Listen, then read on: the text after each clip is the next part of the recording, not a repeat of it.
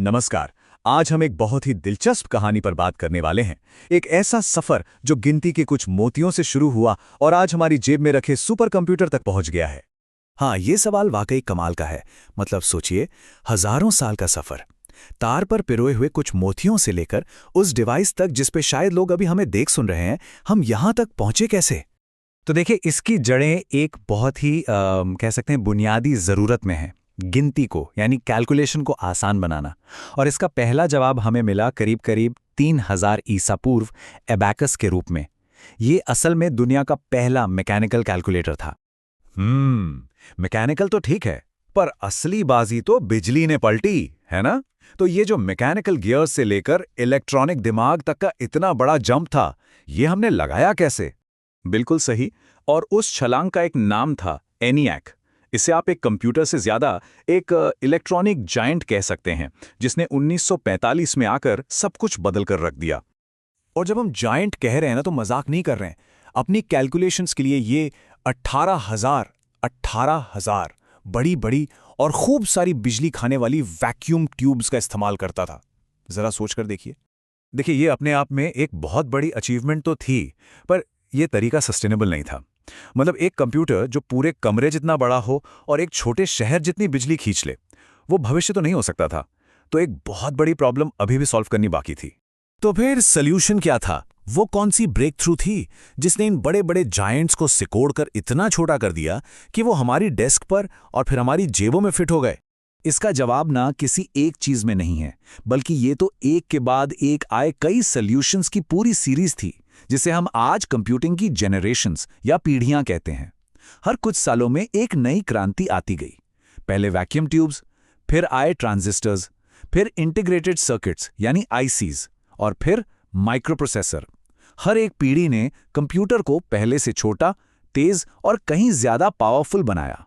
सही बात है, हर जनरेशन ने एक बहुत बड़ी रुकावट को पार किया। जैसे ट्रांजिस्टर ने उन भारी भरकम, भरोसे के लायक ना रही वैक्यूम ट्यूब्स को रिप्लेस कर दिया। कंप्यूटर छोटे और ज्यादा भरोसेमंद हो गए। फिर आए इंटीग्रेटेड सर्किट्स, जिन्होंने हजारों ट्रांजिस्टर्स को एक छोटी सी चिप पर फिट कर दिया। और आखिर में आया माइक्रोप्रोसेसर, जिसने तो कमाल ही कर दिया। पूरे के पूरे कंप्यूटर के दिमाग यानी सीपीयू को सिलिकॉन के एक नन्हे से टुकड़े पर डाल दिया। ठीक है, तो हार्डवेयर तो छोटा और फास्ट होता चला गया, लेकिन उस हार्डवेयर के अंदर असल में हो क्या रहा था?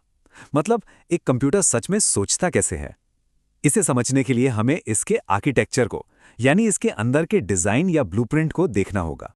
तो मोटे तौर पर ना दो मेन ब्लूप्रिंट्स हैं। एक है वॉन न्यूमन आर्किटेक्चर, जो आज के ज्यादातर कंप्यूटर्स में इस्तेमाल होता है। इसे ऐसे समझिए कि ये एक लाइब्रेरी है जहां रेसिपी की किताबें यानी इंस्ट्रक्शंस और उस रेसिपी का सामान यानी डेटा सब एक ही शेल्फ पर रखा है। और दूसरा है हार्वर्ड आर्किटेक्चर। इसमें इंस्ट्रक्शंस और डेटा के लिए अलग अलग शेल्फ होती हैं, जिससे थियोरेटिकली आप दोनों को एक साथ और ज्यादा तेजी से एक्सेस कर सकते हैं। मेजबान वन, लेकिन ब्लूप्रिंट चाहे कोई भी हो, इन दोनों का दिल एक ही है, और वो है सीपीयू यानी सेंट्रल प्रोसेसिंग यूनिट। और सारा का सारा असली मैजिक यहीं होता है। एकदम सही। और इस दिमाग के अंदर भी दो बहुत जरूरी हिस्से हैं जो मिलकर सारा काम करते हैं। एक है जो कह लीजिए सारा हिसाब किताब करता है, और दूसरा वो है जो पूरे ऑर्केस्ट्रा को डायरेक्ट करता है।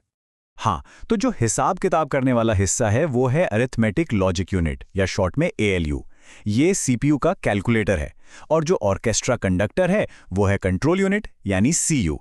यही कंप्यूटर के बाकी सभी पार्ट्स को मैनेज करता है, उन्हें बताता है कि क्या करना है और कब करना है। तो इन सारी पीसेस को एक साथ जोड़कर देखिए। एबेकस से शुरू होकर वैक्यूम ट्यूब, फिर ट्रांजिस्टर, माइक्रोप्रोसेसर और ये सब बेहतरीन आर्किटेक्चर, ये जो पूरी एवोल्यूशन की कहानी है, ये हमें आज की 5वीं पीढ़ी यानी 5th जनरेशन तक ले आई है। और इस जनरेशन को सिर्फ एक शब्द डिफाइन करता है, आर्टिफिशियल इंटेलिजेंस। तो हम 5 पीढ़ियों का सफर तो देख चुके हैं, पर अब असली सवाल यह है कि आगे क्या? 6th जनरेशन में क्या होगा? कौन सी टेक्नोलॉजी होगी जो कंप्यूटर की 6ठी पीढ़ी को डिफाइन करेगी?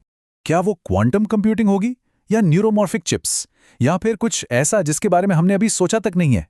इस पर आपके क्या विचार हैं, हम जरूर जानना चाहेंगे। अपने जवाब नीचे कमेंट्स में बताइएगा। हमारे साथ जुड़ने के लिए धन्यवाद। अच्छा, कभी सोचा है कि जब हम कीबोर्ड पर कोई बटन दबाते हैं तो स्क्रीन तक पहुंचने से पहले कंप्यूटर के अंदर असल में होता क्या है? आज हम इसी की तह तक जाएंगे, कंप्यूटर के सबसे बुनियादी हिस्सों को एक एक करके समझेंगे। तो चलिए शुरू करते हैं। ये सुनने में तो बड़ा मामूली सा काम लगता है ना? लेकिन इसके पीछे जो टेक्नोलॉजी है वो सच में कमाल की है। आइए इस पूरी प्रक्रिया को परत दर परत समझते हैं। और इसकी शुरुआत होती है इस सवाल से कि हम कंप्यूटर को अपनी बात बताते कैसे हैं। तो हमारे इस सफ़र का पहला पड़ाव यही है।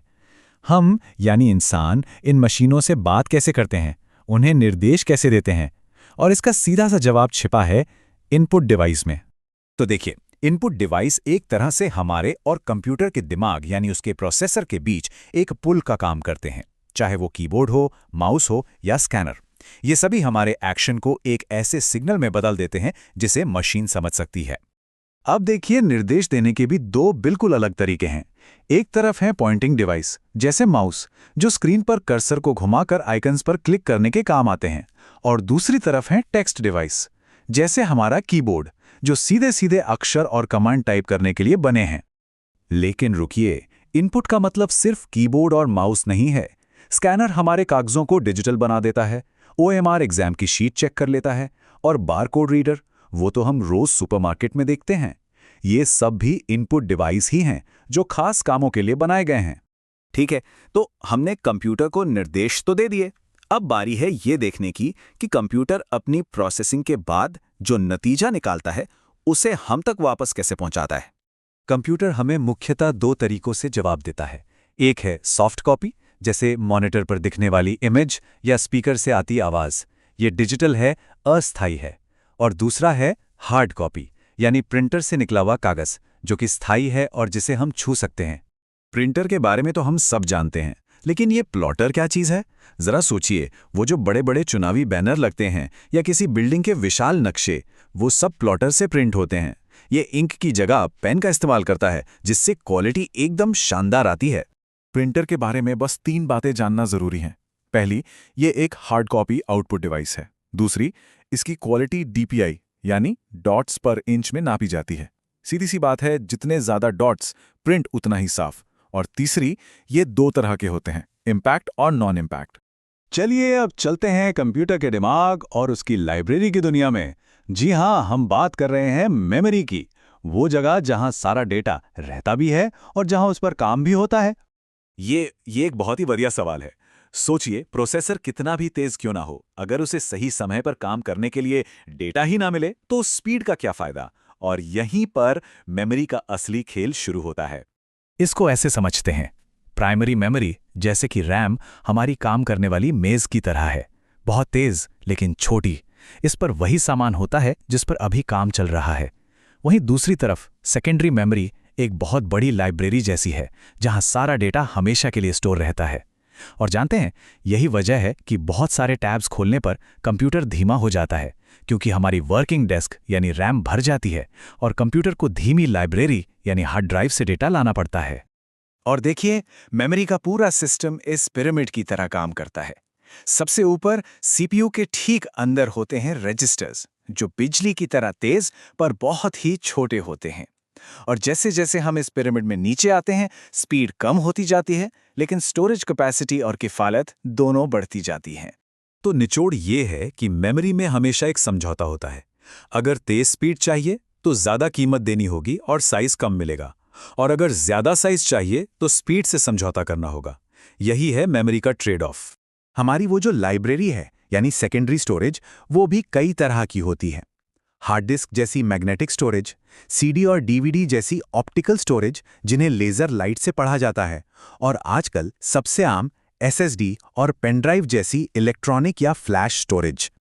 अब हम अपने सफर के सबसे बुनियादी हिस्से पर आ गए हैं, वो नन्हे नन्हे स्विच जो पूरी डिजिटल दुनिया को चलाते हैं, यानी लॉजिक गेट्स। हर हिसाब, स्क्रीन पर दिखने वाली हर तस्वीर असल में ऐसे ही लाखों करोड़ों हाँ या ना वाले फैसलों का ही नतीजा है। एक लॉजिक गेट असल में एक बहुत ही साधारण फैसला लेने वाला है। ये बस हाँ या ना, यानी 1 या 0 की भाषा समझता है और उसी में जवाब देता है। कह सकते हैं कि ये डिजिटल इलेक्ट्रॉनिक्स की ABC हैं। देखिए, 3 सबसे बुनियादी गेट्स होते हैं। एंड गेट कहता है मुझे दोनों इनपुट चाहिए, ठीक वैसे ही जैसे सीरीज में लगे 2 स्विच। OR गेट कहता है अरे कोई एक भी चलेगा, जैसे पैरेलल में लगे स्विच। और नॉट गेट तो सबसे सीधा है, ये बस जो भी इनपुट आता है उससे पलट देता है। और यहां एक बहुत मजेदार बात है, इलेक्ट्रॉनिक्स में एफिशिएंसी यानी दक्षता सब कुछ है, और सिर्फ नैंड या नॉर गेट्स का इस्तेमाल करके कोई भी दूसरा लॉजिक गेट बनाया जा सकता है। इसका मतलब चिप डिजाइनर सिर्फ एक तरह के गेट को परफेक्ट बनाकर पूरी कंप्यूटिंग की दुनिया चला सकते हैं।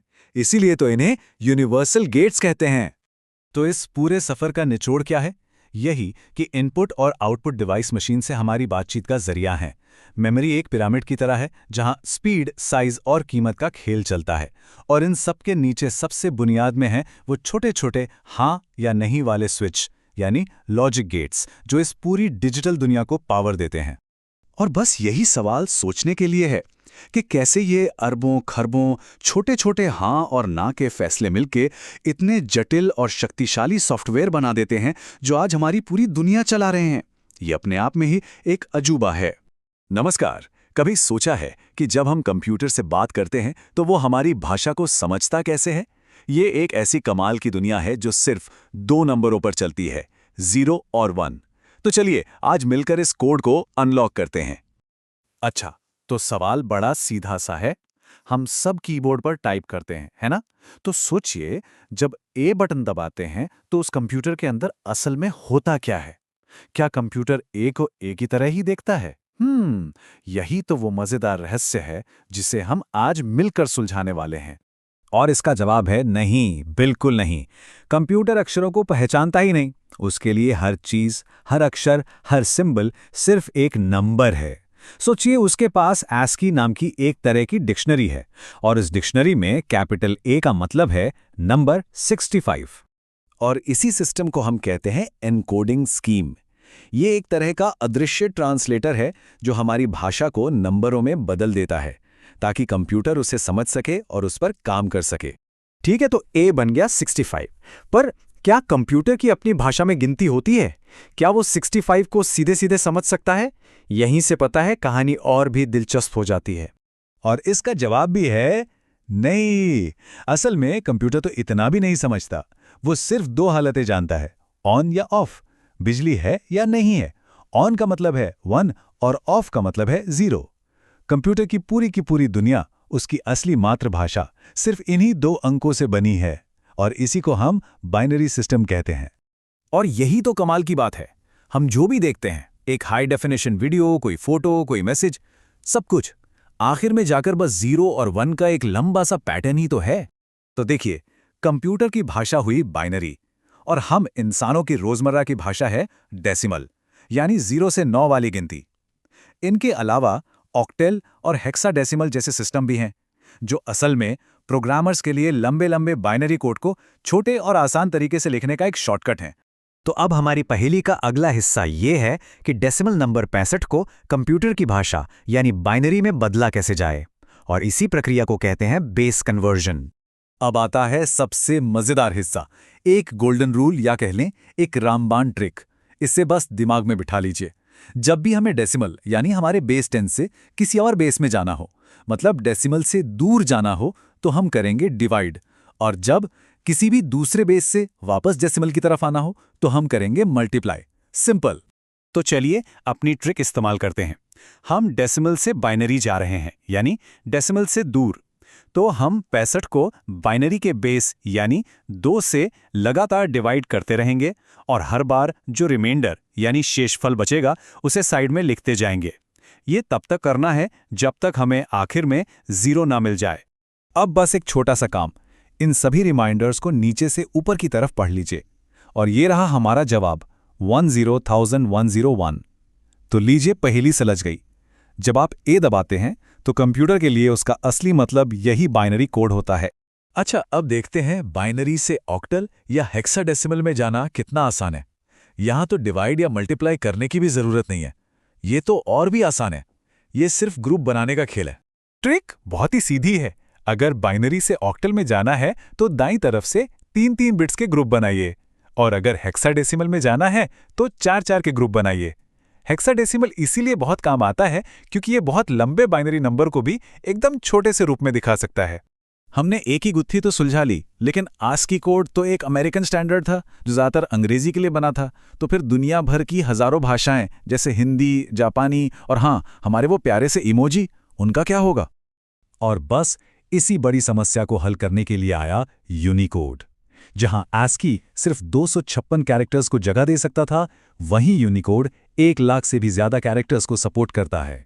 ये एक ग्लोबल स्टैंडर्ड है जो दुनिया के लगभग हर भाषा और हर सिंबल को एक यूनिक कोड देता है, चाहे वो देवनागरी का क हो या फिर वो हंसने वाला इमोजी। वैसे यूनिकोड के अलावा भी कुछ खास मकसद वाले कोड हैं, जैसे BCD जो आज भी डिजिटल घड़ियों और कैलकुलेटर्स में इस्तेमाल होता है, और EBCDIC जो पुराने IBM मेनफ्रेम कंप्यूटरों की अपनी भाषा हुआ करती थी। तो चलिए एक इस पूरी यात्रा को एक बार फिर से फटाफट देख लेते हैं। हमने एक ही दबाया, इनकोडिंग स्कीम ने उसे 65 बनाया, फिर कंप्यूटर ने उसे अपनी भाषा यानी बाइनरी 10000001 में बदला और फिर जाकर उसे प्रोसेस किया। ये वाकई में एक शानदार ट्रांसलेशन की प्रक्रिया है। तो आज की सबसे ज़रूरी बात जो हमें समझनी है वो ये है कि कंप्यूटर जो कुछ भी करता है वो सब बस एक अनुवाद का खेल है। हमारी दुनिया को अपनी 2 अंकों वाली बाइनरी भाषा में बदलना और फिर उस बाइनरी भाषा को वापस हमारी दुनिया के लिए ट्रांसलेट करना। तो अब कोड को क्रैक करने की बारी है आपकी। एक छोटा सा चैलेंज, जो तरीका हमने अभी सीखा उसका इस्तेमाल करके बताइए कि डेसिमल नंबर 25 का बाइनरी कन्वर्जन क्या होगा। अपना जवाब नीचे कमेंट्स में जरूर बताइएगा। उम्मीद है इस पूरी जादुई दुनिया को समझने में मजा आया होगा। स्क्रीन पर होने वाला हर एक क्लिक असल में एक चेन रिएक्शन की शुरुआत करता है। तो चलिए आज उस अदृश्य इंजन को समझते हैं जो हमारी पूरी डिजिटल दुनिया को चला रहा है। तो सवाल ये है कि जब हम किसी आइकॉन पर क्लिक करते हैं और एक पूरी दुनिया खुल जाती है, तो उसके पीछे का वो अदृश्य जादू आखिर है क्या? आज इसी जादू को समझने की कोशिश करेंगे। तो चलिए शुरू करते हैं। देखिए, दुनिया का कोई भी सॉफ्टवेयर हो, वो असल में इन 3 ज़रूरी कैटेगरीज में से ही एक होता है, और यही कंप्यूटर को समझने का पहला स्टेप है। इसको ऐसे समझते हैं, सिस्टम सॉफ्टवेयर ये वो नींव है जिस पर सब कुछ बना है। समझ लीजिए कि ये वो इंजन है जो असल में मशीन को चलाता है, और दूसरी तरफ एप्लीकेशन सॉफ्टवेयर उस नींव पर बनी इमारत की तरह है, यानी वो सारे प्रोग्राम्स जो हम असल में इस्तेमाल करते हैं, जैसे कि MS वर्ड पर कुछ लिखना हो या फिर गाने सुनने हो। और फिर आती है इनकी मेंटेनेंस टीम। यही है यूटिलिटी सॉफ्टवेयर। ये वो प्रोग्राम्स हैं जो पक्का करते हैं कि हमारा सिस्टम एकदम बढ़िया चलता रहे, जैसे एंटीवायरस जो सिस्टम को बचाता है, या डिस्क क्लीनअप टूल जो फालतू फाइलें हटाकर जगह बनाता है। तो एक तरह से ये सिस्टम के केयर टेकर हैं। अब बात करते हैं सबसे बड़े खिलाड़ी की, ऑपरेटिंग सिस्टम। ये पूरे शो का कंडक्टर है। जी हाँ, ये सबसे ज़रूरी सिस्टम सॉफ्टवेयर है जो हार्डवेयर से लेकर एप्लीकेशन तक हर चीज़ को मैनेज करता है। तो सवाल ये उठता है कि हम इस पावरफुल ऑपरेटिंग सिस्टम से बात कैसे करते हैं, उसे अपने निर्देश कैसे देते हैं? खैर, इसका जवाब है यूजर इंटरफेस। ये एक पुल की तरह है जो हम इंसानों को कंप्यूटर से जोड़ता है। पुराने ज़माने में चीज़ें काफ़ी अलग थी। तब हुआ करता था CUI, यानी कैरेक्टर यूज़र इंटरफेस। इसमें ना कोई आइकॉन, ना कोई माउस, सिर्फ टेक्स्ट। हर काम के लिए कीबोर्ड से खास कमांड टाइप करने पड़ते थे, और हाँ, इसे चलाने के लिए अच्छी खासी टेक्निकल नॉलेज चाहिए होती थी। इसके कुछ क्लासिक उदाहरण हैं MS-DOS यानी माइक्रोसॉफ्ट डिस्क ऑपरेटिंग सिस्टम, और यूनिक्स। इन पर काम करने का मतलब था बस कमांड्स को रटना और टाइप करना। और फिर आया GUI, ग्राफिकल यूजर इंटरफेस, और इसने तो जैसे सब कुछ बदल कर रख दिया। अब हमारे सामने थे आइकॉन्स, मेन्यूज, विंडोज, जिन्हें हम बस एक माउस से क्लिक कर सकते थे। और इसी चीज ने कंप्यूटर को इतना आसान बना दिया कि आज कोई भी इस्तेमाल कर सकता है। आज हम जितने भी ऑपरेटिंग सिस्टम इस्तेमाल करते हैं, चाहे वो लैपटॉप पर माइक्रोसॉफ्ट विंडोज़ हो, एप्पल का मैक OS हो, या फिर हमारे फ़ोन में एंड्रॉयड और iOS, ये सब के सब GUI पर ही तो चलते हैं। वैसे ऑपरेटिंग सिस्टम भी अलग अलग ज़रूरतों के हिसाब से बनाए जाते हैं। सबसे पहले है बैच OS। ये क्या करता है कि एक जैसे कामों का ग्रुप बनाकर उन्हें एक साथ निपटा देता है बिना किसी इंसानी दखल के। सोचिए, जैसे कोई बैंक हज़ारों स्टेटमेंट्स एक साथ प्रिंट कर रहा हो। फिर आता है टाइम शेयरिंग OS, जो हम सब रोज़ इस्तेमाल करते हैं। ये CPU के टाइम को इतने छोटे छोटे हिस्सों में बांटता है कि हमें लगता है कि सारे काम एक साथ हो रहे हैं। और आखिर में है रियल टाइम OS। यहाँ स्पीड ही सब कुछ है। 1 सेकंड की भी देरी बहुत भारी पड़ सकती है, जैसे एयर ट्रैफिक कंट्रोल में या फिर कार के एयरबैग खुलने में। तो चलिए अब ये देखते हैं कि ये सॉफ्टवेयर आखिर बनता कैसे है। मतलब हमारे दिमाग का आइडिया मशीन को समझ आने वाले इंस्ट्रक्शन में कैसे बदलता है।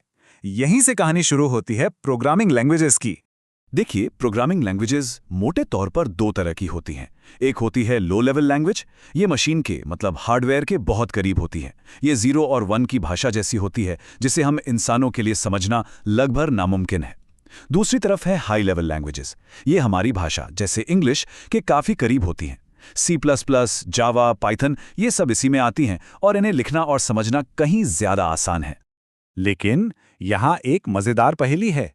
अगर कंप्यूटर सिर्फ 0 और 1 ही समझता है, तो फिर वो हमारी लिखी हुई हाई लेवल लैंग्वेज को आखिर समझता कैसे है? और इसका जवाब है ट्रांसलेटर्स।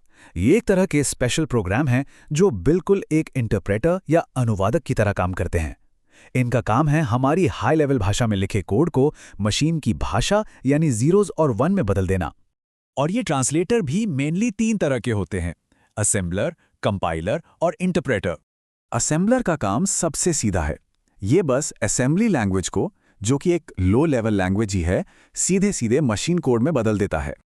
अब आते हैं कंपाइलर और इंटरप्रेटर पर, और इनके बीच का फर्क समझना बहुत जरूरी है। सोचिए, कंपाइलर एक ऐसे ट्रांसलेटर की तरह है जो पूरी की पूरी किताब एक बार में पढ़ता है और फिर उसका अनुवाद करके एक final ready to use file बना देता है। यही वजह है कि कंपाइल किए हुए प्रोग्राम बहुत तेज चलते हैं। वहीं दूसरी तरफ इंटरप्रेटर एक लाइव दुभाषी जैसा है जो एक एक लाइन पढ़ता है, उसे ट्रांसलेट करता है और फिर उसे चलाता है, फिर अगली लाइन पढ़ता है और ये प्रोसेस चलता रहता है। इससे गलतियां पकड़ना आसान हो जाता है। तो चलिए अब इन सभी टुकड़ों को जोड़ते हैं और पूरी तस्वीर देखते हैं कि आखिर एक क्लिक से लेकर मशीन कोड तक का सफर होता कैसा है। तो देखिए होता क्या है, जब हम किसी एप्लीकेशन पर क्लिक करते हैं तो वो एप्लीकेशन ऑपरेटिंग सिस्टम को बताता है कि क्या करना है। फिर ऑपरेटिंग सिस्टम, जो कि हमारा कंडक्टर है, हार्डवेयर को निर्देश देता है और ये सारे निर्देश उस कोड पर चलते हैं जिसे पहले हाई लेवल भाषा में लिखा गया था और फिर एक ट्रांसलेटर ने उसे मशीन कोड में बदल दिया। एप्लीकेशन, ओएस और हार्डवेयर सब मिलकर एक परफेक्ट टीम की तरह काम करते हैं।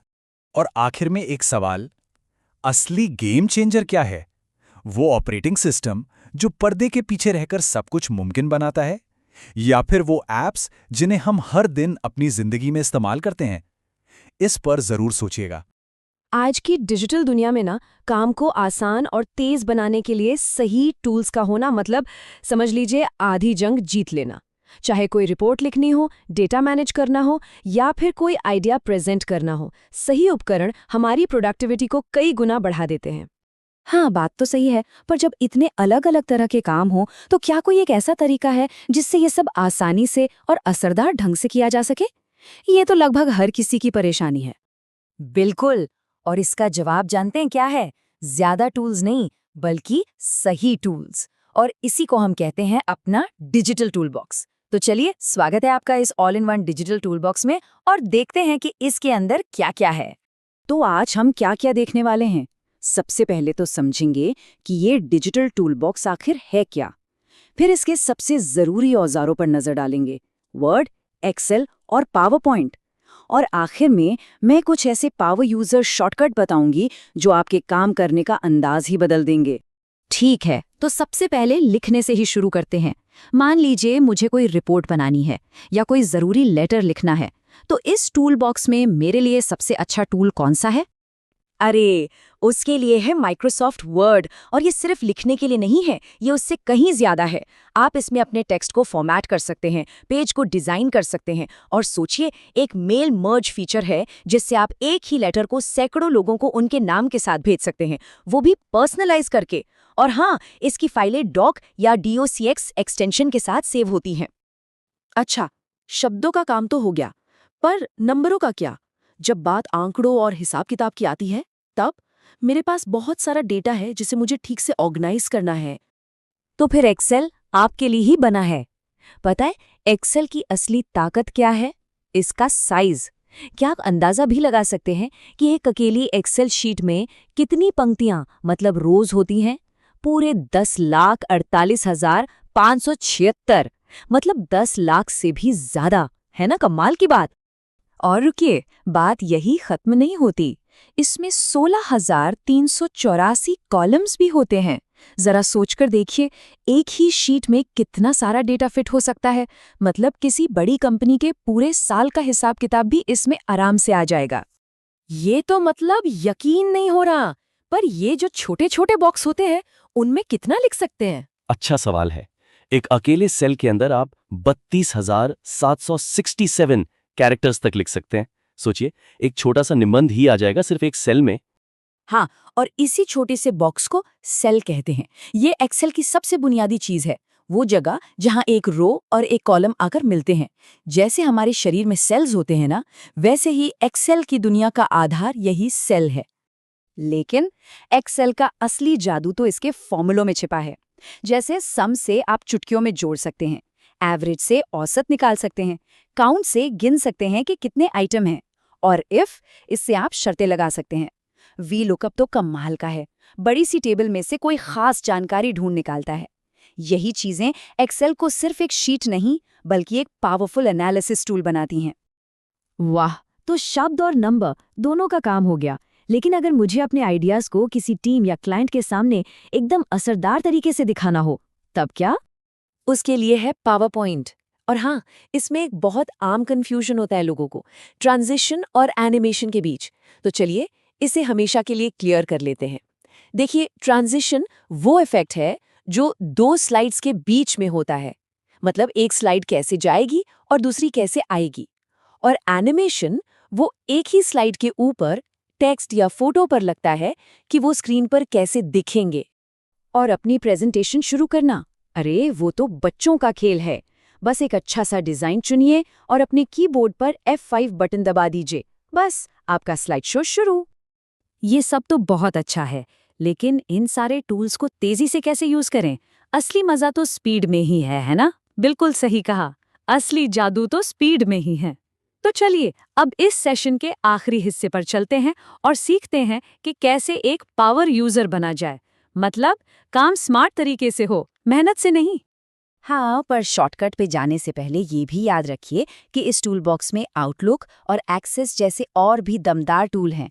आउटलुक आपके ईमेल, कैलेंडर, कॉन्टैक्ट्स सबका कमांड सेंटर है, और एक्सेस वो बड़े पैमाने पर डेटा को संभालने के लिए एक बहुत ही पावरफुल डेटाबेस मैनेजमेंट सिस्टम है। अब बात करते हैं उन यूनिवर्सल शॉर्टकट्स की जो आपकी स्पीड को कई गुना बढ़ा देंगे, क्योंकि ये लगभग हर ऑफिस ऐप में काम करते हैं। नई फाइल के लिए Ctrl+N, सेव करने के लिए Ctrl+S, कॉपी के लिए Ctrl+C और पेस्ट के लिए Ctrl+V। और कोई गलती हो जाए तो घबराइए नहीं, Ctrl+Z है ना, इन्हें तो बस रट लीजिए, बहुत काम आएंगे। और इसी तरह कीबोर्ड के सबसे ऊपर जो फंक्शन कीज होती हैं वो भी बहुत काम की है। F1 से आपको हेल्प मिल जाएगी, F2 से किसी फाइल का नाम बदल सकते हैं या एक्सेल में सेल को एडिट कर सकते हैं। F5 तो अब आप जानते ही हैं, प्रेजेंटेशन शुरू करने के लिए। F7 से स्पेलिंग चेक होती है और F12 से सेव एज का ऑप्शन खुल जाता है। तो आखिर में बस यही कहूंगा कि माइक्रोसॉफ्ट ऑफिस सिर्फ एक सॉफ्टवेयर नहीं है, ये एक ऐसा टूल बॉक्स है जो आपको अपने काम को बेहतर तरीके से ऑर्गेनाइज करने में मदद करता है, ताकि आप उन चीजों पर फोकस कर सकें जो सच में जरूरी हैं। तो अब जब हम इस डिजिटल टूल बॉक्स को इतनी अच्छी तरह से जान गए हैं, तो अब इन्हें आजमाने की बारी है। बिल्कुल। तो अब एक सवाल आप सबके लिए, आपका वो कौन सा एक कीबोर्ड शॉर्टकट है जिसके बिना आपका काम ही नहीं चलता? हमें नीचे कमेंट्स में जरूर बताइएगा। आज हम एक ऐसी दुनिया में गोता लगाने वाले हैं जो दिखती तो नहीं, पर हमारे हर क्लिक के पीछे वही है। बिल्कुल, मतलब जैसे हम एंटर दबाते हैं और वो पेज स्क्रीन पे आ जाता है, उसके बीच जो कुछ भी होता है ना, आज हम उसी की परतें खोलने वाले हैं। ये एक बहुत ही दिलचस्प सफर है और हम इसके हर कदम को समझेंगे। तो मेरा एक बहुत ही सीधा सा सवाल है, मैं किसी वेबसाइट का नाम टाइप करता हूँ, एंटर दबाता हूँ और फौरन पेज खुल जाता है। लगता है जैसे जादू हो गया। उन कुछ मिलीसेकंड्स में असल में हो क्या रहा होता है? बहुत बढ़िया सवाल है, और इसका जवाब पता है, इंटरनेट की कई परतों में छिपा है। तो इस सफर को समझने के लिए चलिए शुरू करते हैं उसी एड्रेस से जो हम ब्राउजर में डालते हैं। अच्छा, मतलब वो जो ऊपर एक लंबी सी टेक्स्ट की लाइन होती है, उसकी बात कर रहे हैं? वो है क्या चीज असल में? हाँ, उसी की, उसे कहते हैं URL, यानी यूनिफॉर्म रिसोर्स लोकेटर। आसान भाषा में समझे तो ये वेब पर मौजूद हर चीज का एक अनोखा पता है। जैसे हमारे घर का पता होता है ताकि चिट्ठी सही जगह पहुंचे, वैसे ही यूआरएल ये पक्का करता है कि ब्राउज़र सही वेब पेज तक पहुंच जाए।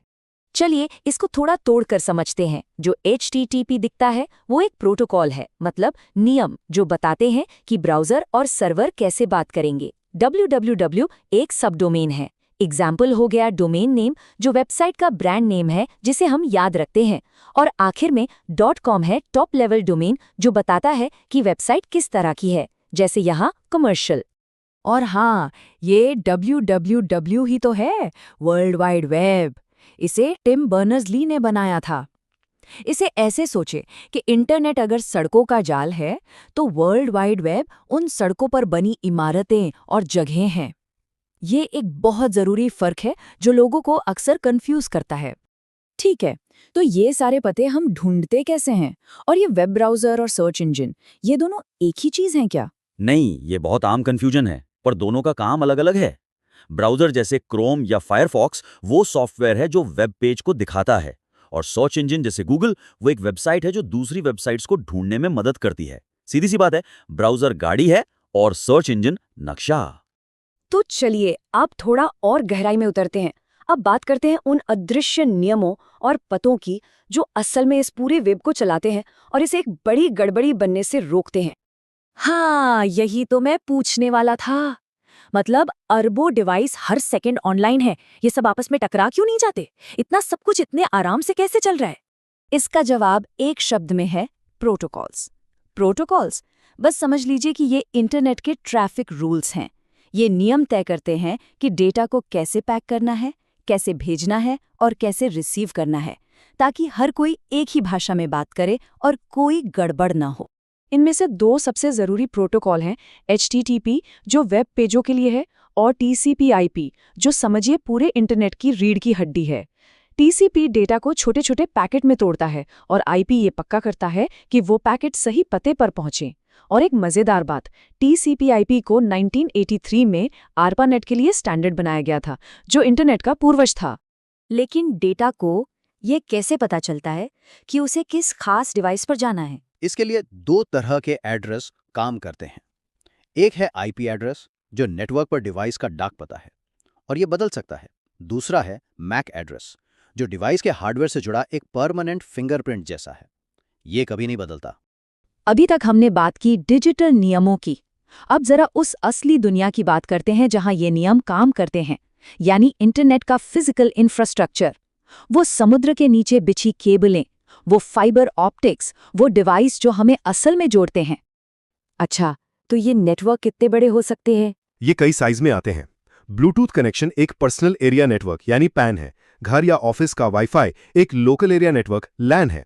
एक नेटवर्क जो पूरे शहर को कवर करे वो है मेट्रोपॉलिटन एरिया नेटवर्क यानी MAN। और इंटरनेट खुद वो सबसे बड़ा उदाहरण है, एक वाइड एरिया नेटवर्क WAN जो पूरी दुनिया में फैला है। और इस पूरी डेटा ट्रैफिक को संभालने के लिए हमारे पास खास डिवाइस होते हैं। हब सबसे बेसिक है, वो डेटा को हर डिवाइस पर भेज देता है। स्विच थोड़ा स्मार्ट है, वो डेटा सिर्फ उसी डिवाइस को भेजता है जिसके लिए वो है। राउटर तो ट्रैफिक पुलिस जैसा है, जो अलग अलग नेटवर्क्स के बीच डेटा के लिए सबसे अच्छा रास्ता तय करता है। और मॉडेम वो डिजिटल सिग्नल को एनालॉग में बदलता है ताकि वो फोन लाइन पर सफर कर सके। और इन डिवाइस को आपस में कैसे जोड़ा जाता है, उसे टोपोलॉजी कहते हैं। ये नेटवर्क का ब्लूप्रिंट है, जैसे स्टार, बस या मैश। और ये सिर्फ एक ड्राइंग नहीं है, ये नेटवर्क की स्पीड, उसकी विश्वसनीयता और यहाँ तक कि उसकी सिक्योरिटी पर भी बहुत गहरा असर डालता है। चलिए अब इस पहेली के आखिरी टुकड़े पर आते हैं। डेटा असल में एक दूसरे से बात कैसे करता है? क्या ये एक तरफा रास्ता है या दोनों तरफ से बातचीत होती है? हाँ, ये जानना जरूरी है। ये जो डेटा का लेन देन है, ये होता कैसे है? इसके 3 मुख्य तरीके हैं। पहला है सिंप्लेक्स, जिसमें डेटा सिर्फ एक ही दिशा में जाता है, जैसे टीवी ब्रॉडकास्ट। दूसरा है हाफ डुप्लेक्स, जिसमें डेटा दोनों तरफ जा सकता है पर एक बार में एक ही तरफ, जैसे वॉकी टॉकी पर बात करते हैं। और तीसरा है फुल डुप्लेक्स, जिसमें डेटा एक ही समय में दोनों तरफ आ जा सकता है, बिल्कुल एक फोन कॉल की तरह। अरे वाह, मतलब एक छोटे से क्लिक के पीछे इतनी सारी कहानी है। बिल्कुल। तो चलिए अब इस पूरे सफर को एक साथ जोड़कर देखते हैं। क्लिक करने के पहले पल से लेकर स्क्रीन पर वेबसाइट दिखने तक। तो फटाफट से समझते हैं। URL टाइप होता है, ब्राउज़र सर्वर को एक HTTP रिक्वेस्ट भेजता है, राउटर उस रिक्वेस्ट को IP एड्रेस के जरिए सही सर्वर तक पहुंचाते हैं, सर्वर जवाब में वेबसाइट का डेटा यानी HTML कोड वापस भेजता है और फिर ब्राउज़र उस कोड को एक खूबसूरत दिखने वाले वेब पेज में बदल देता है और ये सब पलक झपकते ही हो जाता है। क्या बात है। तो ये थी एक क्लिक के पीछे की पूरी दुनिया। अब एक आखिरी सवाल सोचने के लिए। हमने नेटवर्क के लेआउट यानी टोपोलॉजी की बात की थी। क्या लगता है एक मैश नेटवर्क जहां हर डिवाइस कई दूसरे डिवाइस से जुड़ा होता है, वो एक स्टार नेटवर्क से ज्यादा सुरक्षित क्यों हो सकता है, जहां सब कुछ एक सेंट्रल हब से जुड़ता है? अपने विचार नीचे कमेंट्स में जरूर बताइएगा। आजकल हमारी दुनिया हर पल स्मार्ट होती जा रही है ना? पर कभी सोचा है कि इसके पीछे की असली टेक्नोलॉजी है क्या? चलो आज इसी को थोड़ा आसान भाषा में समझते हैं। एक बिल्कुल सिंपल सा सवाल है, अपना फोन उठाते ही वो पलक झपकते ही चेहरा कैसे पहचान लेता है? या फिर घर में जो एलेक्सा है वो कैसे समझ जाती है कि क्या कहा जा रहा है, चाहे किसी भी लहजे में बोलो? तो आखिर इस स्मार्ट टेक्नोलॉजी के पीछे का ये मैजिक है क्या? सच कहूं तो ये कोई जादू नहीं है, ये तो प्योर साइंस है। तो चलिए आज इसी साइंस की गहराई में उतरते हैं। इन सारे सवालों का जवाब ना एक बहुत बड़े आइडिया में छिपा है, और वो है आर्टिफिशियल इंटेलिजेंस, जिसे हम सब AI के नाम से जानते हैं। ये वो कमाल की फील्ड है जो मशीनों को हम इंसानों की तरह सोचने, सीखने और यहाँ तक कि काम करने की ताकत देती है। अगर बिल्कुल आसान शब्दों में कहें तो AI का मकसद ही ऐसे सिस्टम बनाना है जो इंसानी दिमाग की नकल कर सके। और हाँ, ये सिर्फ फिल्मों वाले रोबोट्स की बात नहीं है, ये उन मशीनों को बनाने के बारे में है जो खुद से तर्क कर सकती हैं, सोच सकती हैं और प्रॉब्लम्स सॉल्व कर सकती हैं। अब इस फील्ड की कहानी में दो बड़े नाम आते हैं। एक है एलन ट्यूरिंग, जिन्हें फादर ऑफ मॉडर्न कंप्यूटिंग भी कहते हैं। उन्होंने इसकी नींव रखी। लेकिन वो जॉन मैकार्थी थे जिन्होंने 1956 में पहली बार आर्टिफिशियल इंटेलिजेंस शब्द का इस्तेमाल किया, और इसीलिए उन्हें फादर ऑफ AI माना जाता है। तो ठीक है, AI तो हो गया हमारा बड़ा गोल, पर सवाल यह है कि मशीनों को स्मार्ट बनाया कैसे जाता है? क्या कोई स्विच है जिसे बस ऑन कर दिया और मशीन स्मार्ट हो गई? नहीं, बिल्कुल नहीं। इसका जवाब ना एक और लेयर के अंदर छिपा है।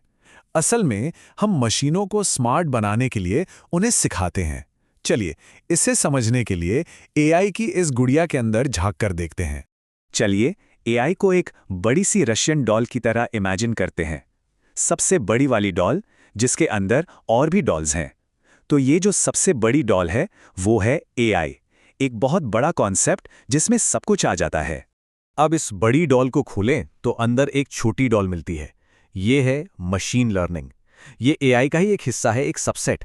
और सच कहें तो AI को असलियत में लाने का ये एक मेन तरीका है। मशीन लर्निंग की सबसे खास बात जानते हैं क्या है? इसमें सिस्टम को हर एक काम के लिए प्रोग्राम नहीं किया जाता। नहीं, इसके बजाय वो ढेर सारे डेटा में से पैटर्न ढूंढकर खुद सीखते हैं। जैसे हम लोग अपने एक्सपीरियंस से सीखते हैं ना, ठीक वैसे ही ये सिस्टम भी खुद ब खुद बेहतर होते जाते हैं। तो सवाल यह है कि आज की सबसे एडवांस्ड मशीन लर्निंग को पावर कहाँ से मिलती है? क्या इस डॉल के अंदर एक और उससे भी छोटी डॉल है? जी हाँ, बिल्कुल।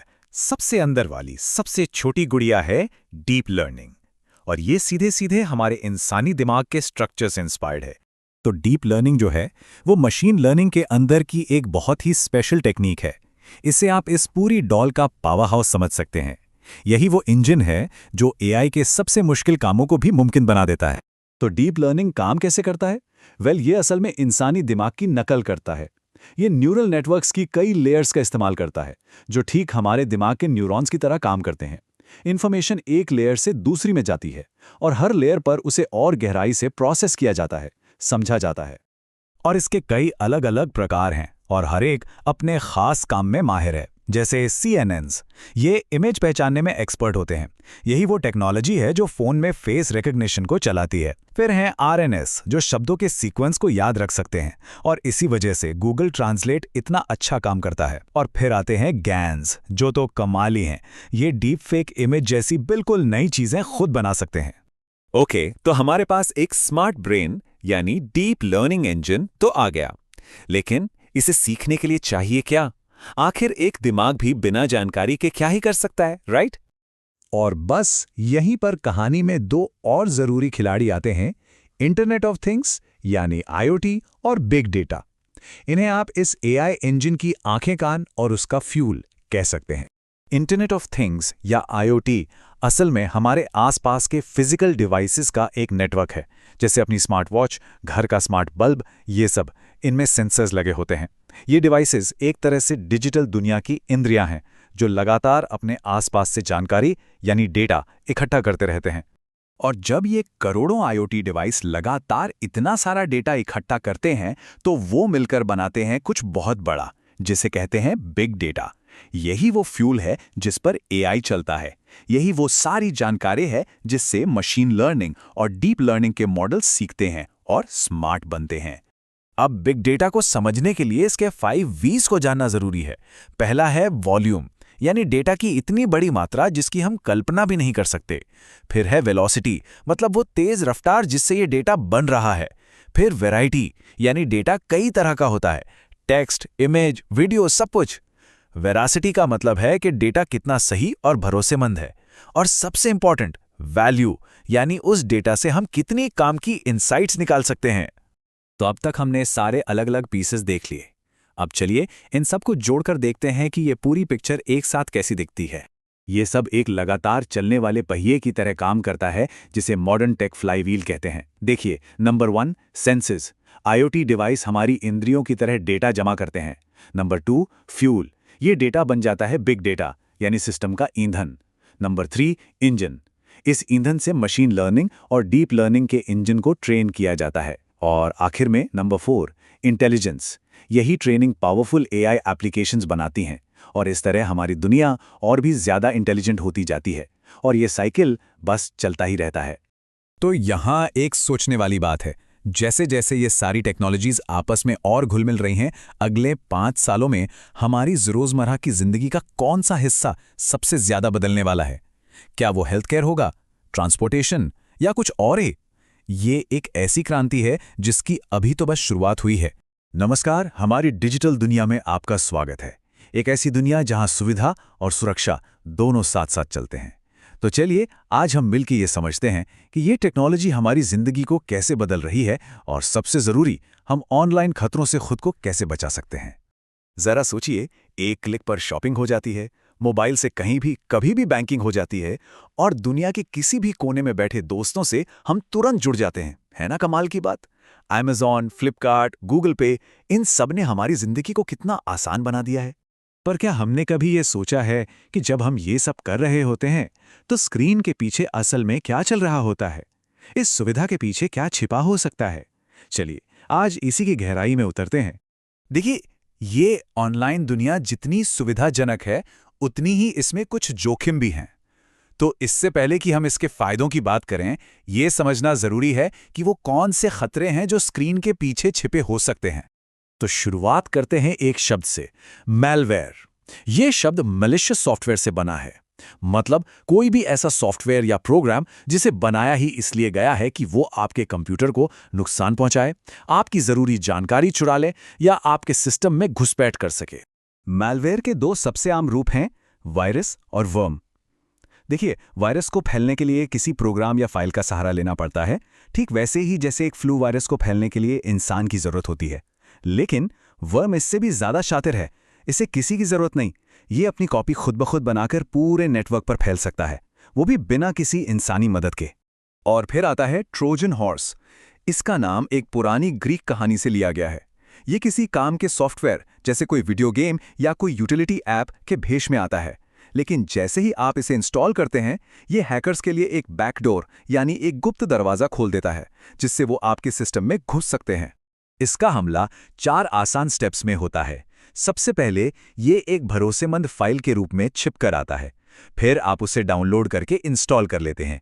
इसके बाद ये चुपचाप बैकग्राउंड में एक्टिवेट हो जाता है और बस हैकर को आपके कंप्यूटर का कंट्रोल मिल जाता है। याद रखने वाली बात यह है कि वर्म की तरह ये अपनी कॉपी नहीं बनाता, ये एक ही जगह रहकर चुपचाप नुकसान करता है। अब बात करते हैं फिशिंग की। ये शब्द फिशिंग यानी मछली पकड़ने जैसा ही है। जैसे कांटे में चारा लगाकर मछली को फंसाया जाता है, वैसे ही हैकर्स एक नकली ईमेल या मैसेज का चारा फेंकते हैं। आपको लगता है कि ये मैसेज आपके बैंक से आया है और आप भरोसे में आकर अपना पासवर्ड और दूसरी निजी जानकारी उन्हें दे बैठते हैं। तो अब सवाल ये उठता है कि इन सब खतरों से खुद को बचाएं कैसे। खैर, अच्छी खबर यह है कि हमारे पास खुद को सुरक्षित रखने के लिए कई दमदार टूल्स मौजूद हैं। चलिए अपनी डिजिटल सुरक्षा की टूलकिट तैयार करते हैं। हमारी रक्षा की पहली और सबसे जरूरी दीवार है फायरवॉल। इसे आप एक डिजिटल चौकीदार समझ सकते हैं जो आपके कंप्यूटर और इंटरनेट के बीच खड़ा रहता है। इसका काम है ये तय करना कि कौन सा डेटा अंदर आ सकता है और कौन सा नहीं।